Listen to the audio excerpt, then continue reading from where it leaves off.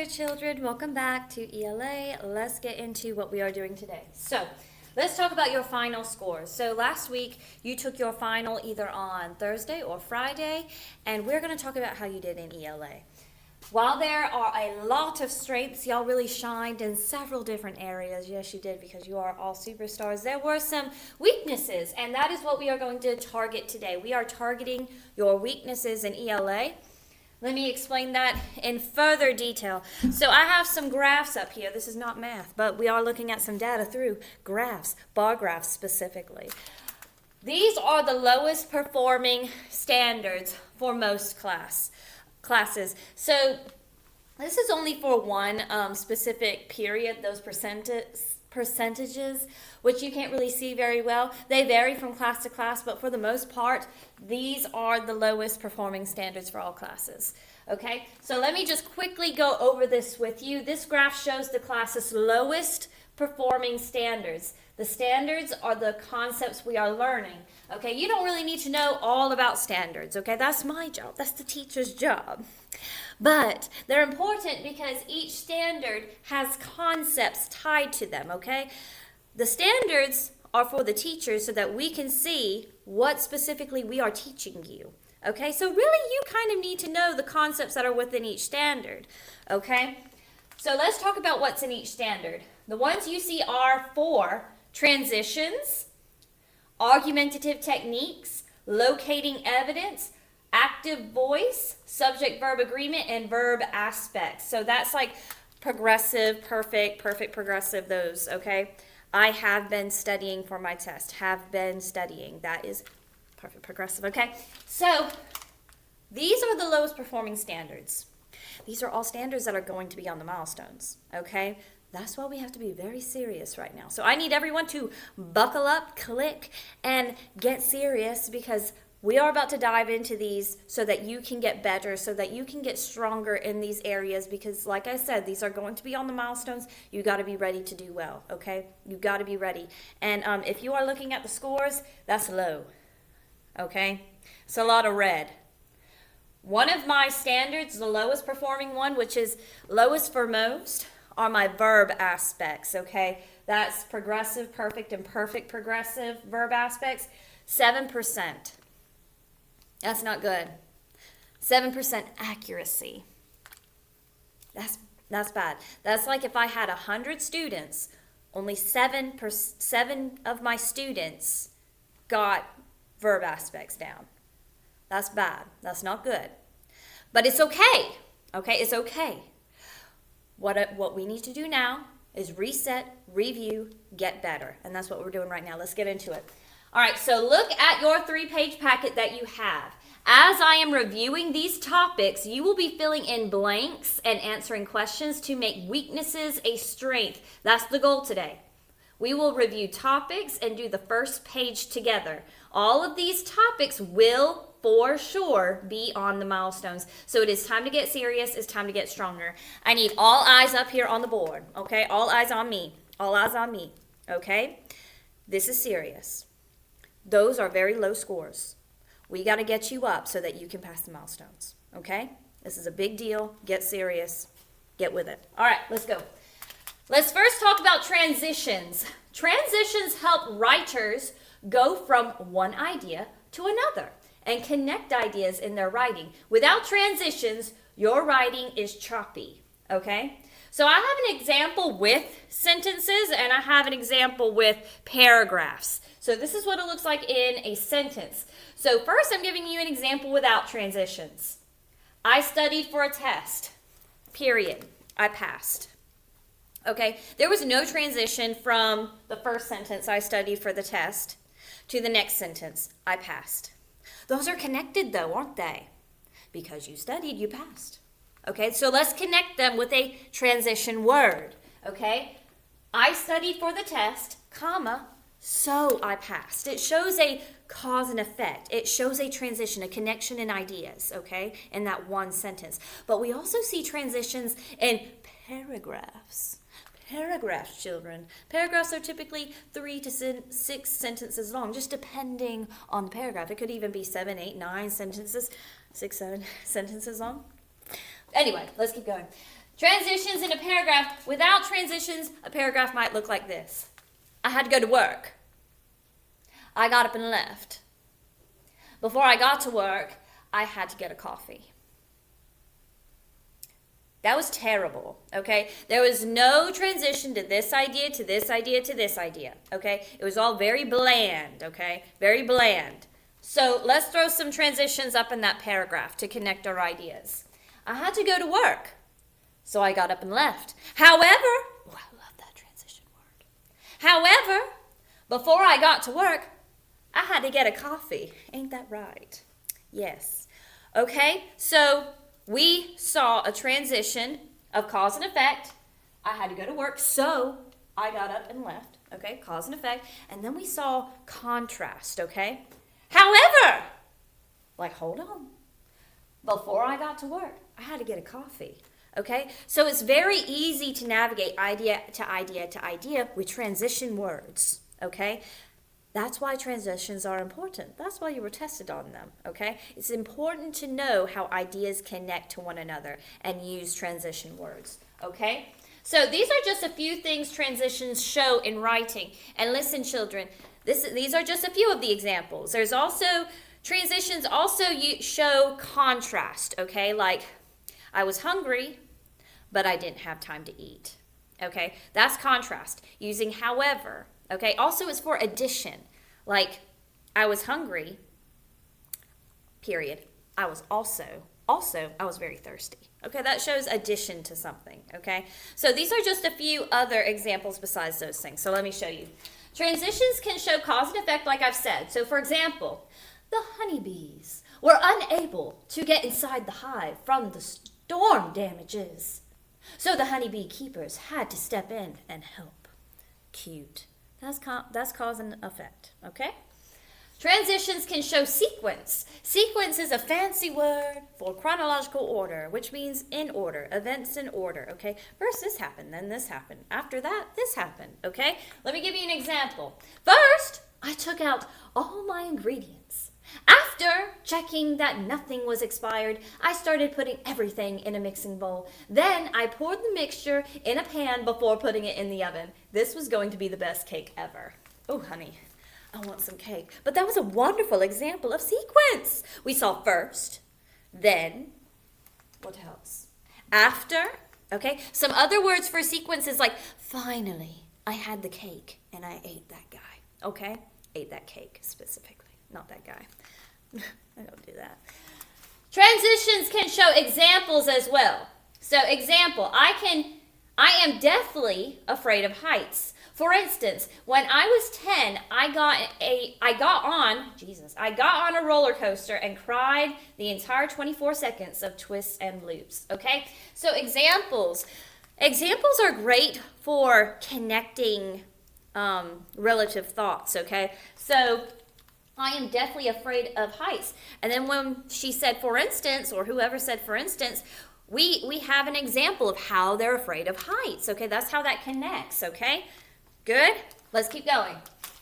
Let's also remember something called concept repetition. So we're moving from transition to concept repetition. Concept repetition is something that we went over earlier this year. I think back in September, October, that era, okay? So let's get a refresher here, and just a heads up, you are going to have a small task to do in just a moment.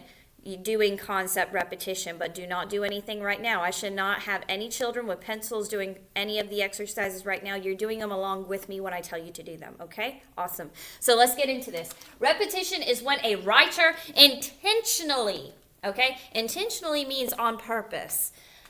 Repeats a word, phrase, or idea to emphasize an important point. So writers use repetition to make an idea stronger, clearer, and more memorable for the reader. You've seen concept repetition in songs, okay? In the chorus of songs, certain words are repeated for emphasis. In very popular speeches, like, I don't know, the I Have a Dream speech, all of you should know that.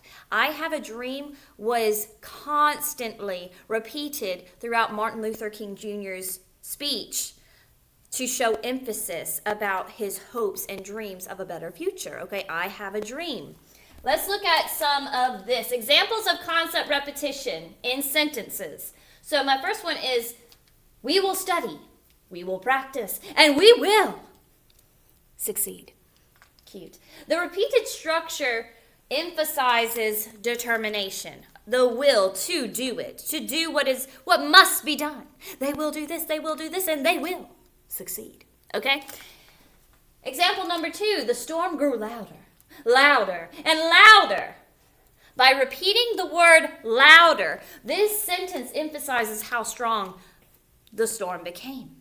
Like Mrs. Ryder grew louder and louder and louder as she repeated the instructions. Okay, I am really emphasizing the instructions by getting louder, right? Okay, that's what that sentence is doing. Next one, never give up, never give in, never stop trying. Okay, that's just repeating never in the sentence and how it strengthens the message. Okay, never give in, never give up. Okay, it makes it stronger. And then finally, the crowd cheered for victory, shouted for victory, and hoped for victory. Okay, repeating victory emphasizes what the crowd wants. Okay, it emphasizes what the people want in the crowd. Victory. To win, right? Okay, so where is the concept repetition? I'm going to read this to you. It says, I asked my mom for a snack. I begged for a snack. I dramatically pleaded for a snack. In the end, I still did not get the snack. Okay, so I'll give you a second. What concept is repeated there? 1, 2, 3. Let's show it. Snack. Obviously. Okay? The repetition of snack emphasizes how badly the person wanted it while making the situation kind of funny. Okay? Good? Now, I'm going to give you a small practice, and you're only going to have 1 minute. So as I am talking, you are doing this activity. You are writing. So I'm going to go ahead and tell you what I want you to do. On the first page, you should see the section Part 1, Concept Repetition. Part 1, Concept Repetition. It wants you to write 3 sentences where you repeat the concept responsible. Responsible. Don't use my example that I have on the paper. Okay? That's just for you to look at. See what I'm looking for. You do your own. Don't write down my example on that paper. Okay? So I'm going to give you 1 minute, and as this is counting down, okay, as that's counting down, I'm going to talk to you about concept repetition. Remember, when you're thinking of what you are going to write, have some kind of emphasis of some type. How responsibility is important, how it is necessary in a certain situation. I don't know. But concept repetition is designed to emphasize an idea, okay? And the idea that you're emphasizing in this practice on your paper is responsible. So all my children in this classroom, you are writing, okay? As I am talking, your minute is going right now. You're at about 20 seconds at this point. You are writing your 3 sentences. Do your best. Think. Write. Be a student. It's your job. Do that.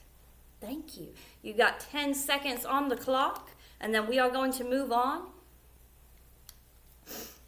Let's go. All right, so it's fine if you are not done. Pencils down, eyes up here. Pencils down, eyes up here. We're going to go on to our next concept. If you did not get done with that part, there's going to be time for you to go back and finish it. So pencils down.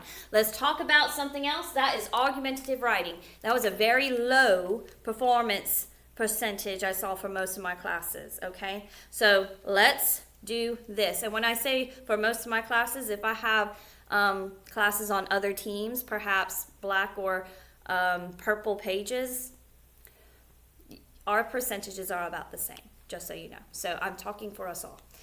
All right. What is an argument or argumentative technique? Well, let's break down the words so that you fully understand.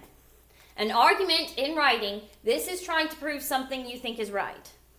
So if in your heart you truly believe that the sky is green, You're going to argue about it with facts, okay? That's what argumentative writing is. You argue something and have research and facts to back you up. I don't know what kind of facts you may find that are credible to prove that the sky is green, but you can always try, my little doves.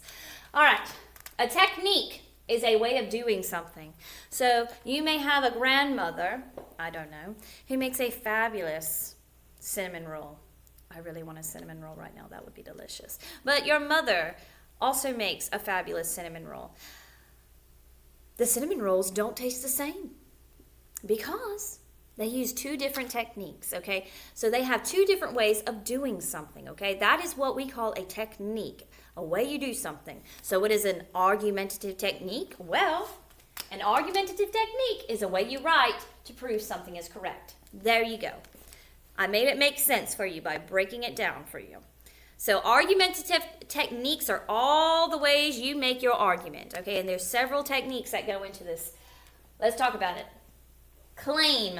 A claim is always in an argument. A claim is what you believe and is written as a statement. The sky is green, period. That is a claim, all right? Now, I'll explain what is not a claim in just a moment, but before we do that, let's just talk about this. So a claim is the big idea you're trying to prove. So for example, recess should be longer. Cats are better pets than dogs. We should have a garden at school. All of those are claims. And let me tell you a big part about it being a claim is not an opinion. So if I said, I think we should have a garden at school, that is not a claim, that is an opinion because you said I think in the beginning. So do not put I think or I believe at the beginning of any claim because now you've made it an opinion. Okay, and opinion writing is in persuasive writing, not argumentative. So relevant evidence, this is very important. Evidence is the proof that shows your claim makes sense. So evidence can come from facts, so that's true information, or examples. So some examples of relevant evidence. Say that your claim is recess should be longer. These are two good pieces of evidence if you found them from credible sources or reliable sources, which you should know what those are too. Evidence helps our brain, Exercise helps our brains work better. That's one piece of evidence. Another one is students can focus more after playing. Okay, those are two pieces of evidence. Okay, and of course you would cite your source or tell me where those pieces of evidence came from, but that's evidence, facts. Okay. Evidence should be relevant. Relevant. So ask yourself, does this factor, quote, support my claim? Does it help my reader understand my argument? If the answer is no, the evidence probably isn't relevant. So if I'm talking about how dogs are better pets than cats, and then one of my pieces of evidence is that parrots have the ability to talk and mimic people, does that have anything to do with what I'm talking about? No, that is irrelevant, okay? You must have relevant evidence, stuff that connects to what you're talking about. All right, so let's talk about credible sources, which we are actually talking about right now, present day ELA. We are recapping on credibility and credible sources, so you should really know this. Credible means you can trust it, and I trust you are all paying attention, correct? Yes, I'm correct. So eyes are up here. Eyes are up here, and you're looking at everything that I'm talking about. So do that, thank you. If a source is credible, it doesn't lie. It doesn't guess, and it doesn't try to trick you. Always use credible sources when finding information for your argument. So a credible source would be like educational websites. So like National Geographic for Kids, NASA, Britannica. All of those are credible sources, okay? Random blogs or social media posts, TikTok is not credible. Okay, I can't tell you how many times children have told me things that they've seen on TikTok, things that they truly believe are happening or are real facts, and I have to kind of bite my tongue. I hate that you believe that, is what's going on in my head. Please make sure you are not believing everything you see on social media. Do not be that gullible, okay? You are smart children. Do better, okay? Counterclaim. This has to deal with arguments because a counterclaim is what the other person might say if they don't agree with you. It's like hearing the other side of the debate. So example, say you have a claim. This is your claim. School should start later, period. That's a claim. But say someone else feels differently. Okay, their counterclaim might be the opposite of your claim. So that's a counterclaim. It would be something like school should start earlier. Okay? That's a counterclaim. It contradicts or it goes against your claim or a claim that is being made. Got it? So let's talk about the conclusion. A conclusion is the ending. Obviously, this is something you should already know from elementary school, but a conclusion looks a specific way in argumentative writing.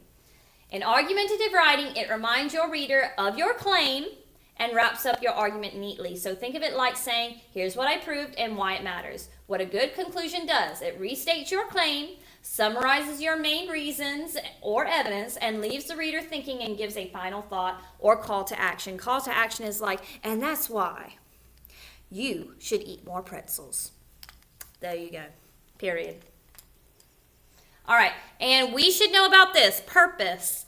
An author's purpose is the reason why they wrote the text. It answers the question, why did the author write this? You know, sometimes I read something and I'm like, goodness, why would they take so much time to write such a thing? There's a purpose to everything, okay? In argumentative writing, the author's purpose is usually to convince the reader to agree with their claim by using evidence and reasoning. So, for example, if it said something like, if there was a claim that said students should have less homework so they have time to rest and spend time with family, the purpose is to get the reader to agree, to be like, yeah, I totally agree with that they should have less homework to spend time with their family or do other things that they enjoy in life. I like that. I agree. I'm convinced. But of course, in argumentative writing, you would need a lot of evidence, okay? Let's now talk about audience. An audience is who the author is writing for. So it's the group of people the writer wants to read, understand, or care about their message. I just want to take this moment to make sure your eyes are up here on me, on whatever I have on this board. Okay, I need your undivided attention because I would like to remind you that we are making our weaknesses our strengths. This may not be that exciting for some of you, okay? But I need you to be strong, hold on, and listen to everything I'm saying, okay? Because you do have a task coming up on your paper. So let's keep going. Writers think about who they are writing to. So your audience could be kids, adults, teachers, classmates, parents, voters, somebody. Okay, that helps them choose the right words and examples. So for example, if my topic is this, students should have more recess. If your audience is teachers, you might say, more recess helps students focus better in class. Okay, as a teacher, yeah, honey, I want my kids to be focused like they are right now. Focus, focus, focus, focus. Okay, so I would be a good audience space for that. Okay. But if your audience perhaps are students, you might say something like, wouldn't it be awesome to have more time to play and relax? That's more geared towards you, the students, okay? Because you are the one that is going to be having recess and having more time to play, having more time to relax, right? Okay, that would affect you. Now let's talk about print versus digital text. I'm not going to run into this too much, but basically print is anything that's on paper, like an article on paper, a magazine that you can open up and read with your eyes, okay? With your eyes. And I should see all eyes. Well, I can't because I'm digital. I'm virtual. Your eyes are up here, okay? And then, of course, digital is everything that's on the screen, okay? On your phone, on your Chromebook, or on a desktop, whatever. That is a digital source, okay? Articles and videos that are on the internet, if you will. That's a digital source, okay? Using parenthetical citations. This is when we are giving credit to people that we got our evidence from. And we use citations, parenthetical citations, to show that. Let me show you how. You do this with that just means putting a little note in parentheses at the end of the sentence. So I have an example at the bottom. Dogs can help people feel less lonely. That is some evidence that I found from an article that was written by someone named Andy Smith. I put Smith here, and 12. 12 is the page number, okay? And what I do before I hit that period is I put the citation there at the end, okay? So dogs can help people feel less lonely, parentheses, Smith 12, and parentheses, period. That's a parenthetical citation, okay? So which citation is correct? We're going to go through all of them. We are responsible for our actions, period. Parentheses, Akins 4, end parentheses. Is that correct? No. All right, because it has the period before the parentheses. That's incorrect. It has to be after, okay? Let's look at the next one. Dragons are the coolest mythological creature. That's something I believe. Rider, or parentheses, rider, 1, and parentheses, period. Is that correct? Yes, that's going to be correct because we have parentheses, rider, 1, parentheses, period. That's how it's supposed to be. Next one. Taylor Swift is the most talented artist of our time. Parentheses, Eller, 3, parentheses, period. Is that correct? Yes. Just like this one. Parentheses, parentheses, rider, Eller, 1, 3, parentheses, parentheses, period, period.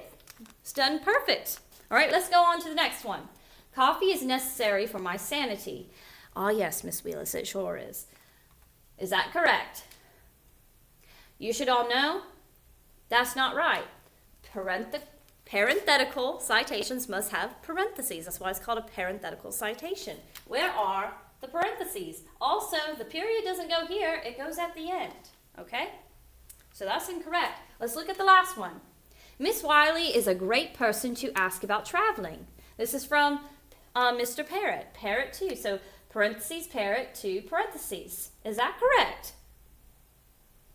Some of you may be able to see, but we're missing something, and that is the period. You can't really see from this emblem here, but the period is missing, okay? Let's keep going. Now let's read this passage together. It's on your worksheet. So school uniform. Everyone, look at your paper. Look at that passage. Okay, go to the passage. It starts with school uniforms. Okay, look at the passage. It starts with school uniforms. Quickly. Let's go. Follow along with your finger. So everyone in the classroom should be following along with their finger. Okay? School uniforms should be required in middle school because they help students focus more on learning than fashion. Uniforms can also reduce peer pressure because students are not comparing expensive clothes. Some people dislike uniforms, but the benefits for behavior and focus are stronger. For these reasons, schools should adopt a uniform policy. Okay, so that's the passage. Underline the claim. Take a moment with your pencil. Underline what the claim is. Let's remember what a claim is. A claim is the statement, the really initial argument, what you are trying to prove, okay? What is the claim? Take a moment, underline it. I'll give you 5 seconds.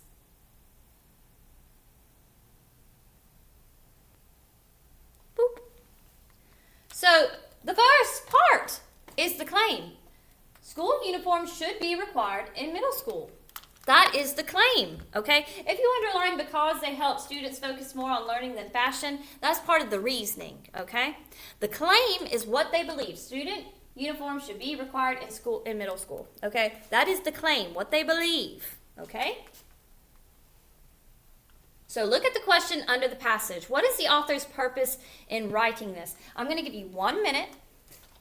1 minute. And you are going to write down the purpose. I have already written down the beginning of that answer for you, so everyone's little phalanges. Phalanges are a fancy way of saying fingers, okay? Your scientific word for fingers, phalanges. You're using your phalanges to write down this. The author's purpose for writing this is, okay? The author's purpose for writing this is. If you can't hear that, your ears work perfectly fine. I'm going to say it one more time. The author's purpose for writing this is, and then you tell me. Okay, so I already told you the beginning of what you should be writing, and all my children should be writing. You're writing right now. That is the task at hand. You are getting stronger in argumentative writing, and this is how we are exercising that. Okay, so let's get it. Let's go, let's go, let's go. You got a few seconds left. The author's purpose for writing this is, and then you tell me. Why would they write this? What in the world? Why would anyone write this? Okay? Why would they write this? Okay? I'm going to give you just a few seconds more. Finish up writing that. I'll give you about 15 seconds to wrap that up. 15 seconds. I think that's enough time to write down your answer. If it is not, you will have time to keep working on it at a later time, but I do need you to finish that up. That says it's been 14 seconds. I went to 14 minutes, my bad. All right. So, let's talk about that answer. Okay. The author's purpose for writing this is to convince readers. Remember, if you're arguing something, you are doing it to convince someone of something. So we already knew that it was to convince them. To convince readers that middle schools should require uniforms. There you go. That's the argument, okay? I'm going to say it one more time and then we have to move on, so listen very closely. The author's purpose for writing this is to convince readers that middle schools should require school uniforms. That is the purpose, okay? Crazy. That's the purpose. That's why they wrote it. They want to convince you of that. Got it? Okay, so you're gonna write this at a later time. Stop at this point. We're gonna go to the next part. Active voice, very quickly. Active voice is when a sentence is, when a sentence is active, the subject is doing the action. So for example, the knight slayed the dragon. The knight is the one that did the action. They slayed the dragon. But there's something called passive voice. When a sentence is passive, the subject is receiving the action. Okay, the dragon was slayed by the knight. Okay, by the knight. By is your clue word to know that is passive. Okay, so let's do a little practice. The flowers were watered by Miss Ryder. Active or passive? 5, 4, 3, 2, 1. That's going to be passive. Your magic word, by. Okay? Miss Rowling is making spaghetti. How nice. 5 seconds. Is that active or passive? That's right. It's going to be active, okay? The children were making Christmas cookies. Active or passive? 5 seconds. All right. That one's active. One last one. The reports were written by the principal. Active or passive? Look at that clue word. That's right. By is in the sentence, so it's passive. Okay? So, this is your task at hand, okay? Complete the 5 active and passive voice questions. On your paper, decide what sentences are active and which are passive. Take 1 minute to write down active or passive for each one. So, you're going to take this time. I'm going to go ahead and put up that timer. 1 minute. And you're going to tell me each sentence, is it active or is it passive? You're going to write active beside it or you're going to write passive beside it. So the first one says, the students completed their grammar worksheet quickly, period. Is that active or is that passive? Number 2, Maria solved the difficult problem on the board. Is that active or is that passive? Number 3, the teacher explained the lesson clearly. Is that active or is it passive? Number 4, the homework was finished by the class before the bell rang. Is that active or is it passive? You write that beside the sentence. And then finally, the final project was presented by the group on Friday. Is that active or is that passive? At this time, you are writing down active or passive by each one of those sentences. Remember your clue word for passive starts with a B, okay? Remember the subject receives the action in passive. The subject is actually doing the action in active. All right, so if you did not get those, correct your answers. The first 3 are active, okay? The subjects are doing the action, like the students who are the subject quickly or completed their grammar worksheet quickly, okay? The last 2 are passive, and there's a clue word in all of them. Do you see it? By, okay? The homework was finished by the class before the bell rang. The final project was presented by the group on Friday, okay? The magical word is by, okay, for passive. Okay, so at this time I am going to stop. You have more work to do on the other parts of your worksheet. At this time, I am going to let you loose, but let me give you some instructions first. You have, I believe, active and passive voice exercise, subject-verb agreement exercise, and you have some verb aspect exercises. If you're a bit rusty on any of those things, there's a description of what those things are in each of the section, okay? So at this time, you are quiet. We are working quietly. We are not looking at the person beside us. No.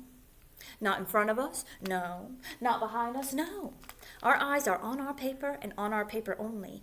Our hands, our fingers, our phalanges, if you will, have a pencil, okay? And you are working independently on your own, okay? This is your time to get stronger, so do it.